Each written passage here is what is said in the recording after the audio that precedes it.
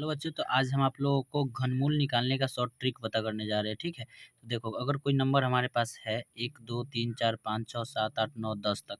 पहले तो आपको सब आदमी को पहले 1 से 10 तक का घनमूल निकालने आना चाहिए, है ना। जैसे 1 का घनमूल होता है 1, और 2 का होता है 8 घन, और 3 का घन होता है 9, और 4 का 64, 5 का 125, 6 का 216, 7 का 343, और 8 का 500, 12 और 9 का 729, और 10 का 1000 होता है, ठीक है। इतना आप लोग याद कर लेना, 1 से 10 तक का घन आप लोग याद कर लेना, ठीक है। जैसे 1 का घन निकालना है तो 1 को 3 बार गुना कर देंगे, 2 को 3 बार गुना करेंगे तो 8 आ जाएगा, ठीक है ना। तो घन ऐसे निकाला जाता है, और ये होता है इसका सिंबल, ठीक है।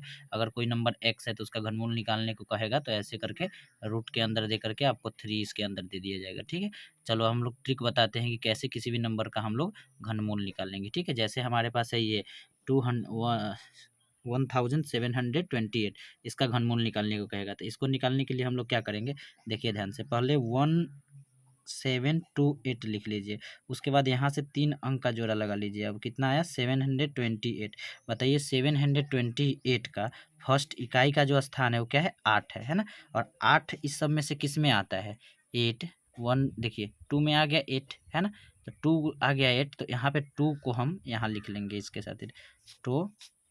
और अब देखिए अभी 17 1 बचा है ना। तो 1 किसके किसके बीच में आता है, 1 1 और 2 के, 1 और 2 के बीच में आता है। देखिए 1 यहाँ है ना, बाकी 8 और 9 के बीच में तो 1 आएगा नहीं, 1 और 8 के बीच में ही आएगा, बीच में या 1 आएगा, तो यहाँ पे इसका 1 हम यहाँ पे लिख देंगे, ठीक है। चलिए, अभी नहीं समझ में आया तो और समझ में आएगा। जैसे ये क्वेश्चन नंबर दूसरा देखिए, दूसरा क्वेश्चन में है पहले 91125, तो 3 का जोड़ा लगा लीजिए, 125 हो गया। 125 का इकाई स्थान 5 है ना, तो 5 किस में आएगा, 5 आता है 125 में, है ना। 5 125 का इकाई स्थान है, तो इसका साथ 5 लिख लेंगे यहाँ पे, 5 हो गया। अब बचा 91, तो 91 किसके किसके बीच में आता है, 64 और 125 के बीच में आता है। देखिए यहीं पे बीच में कहीं 91 आएगा, इस दोनों में से किसको लेंगे, इसका 4 लेंगे या इसका 5 लेंगे, तो लास्ट वाला को इसका ले लेते हैं हम लोग, 64 का 4, यहाँ 4 ले लेंगे तो इसका 54 हो जाएगा इसका घनमूल, ठीक है। ये हो गया आंसर इसका, ये हो गया इसका आंसर, ठीक है। चलिए ये क्वेश्चन देखिए, जैसे ये क्वेश्चन है 884736, तो इसमें हम क्या बोले थे, सबसे पहले 3 का जोड़ा लगा दिए, तो ये 3 का जोड़ा लग गया, 1 2 3 का। अब देखिए इसमें 6 का, इसका इकाई स्थान 6 है, तो इसका यूनिट डिजिट में 6 है, तो यहाँ 6 किसका आता है, तो यहाँ पे देखिए इसका 6 है, तो इसके साथ 6 होता है, तो यहाँ पे 6 लिख लीजिए।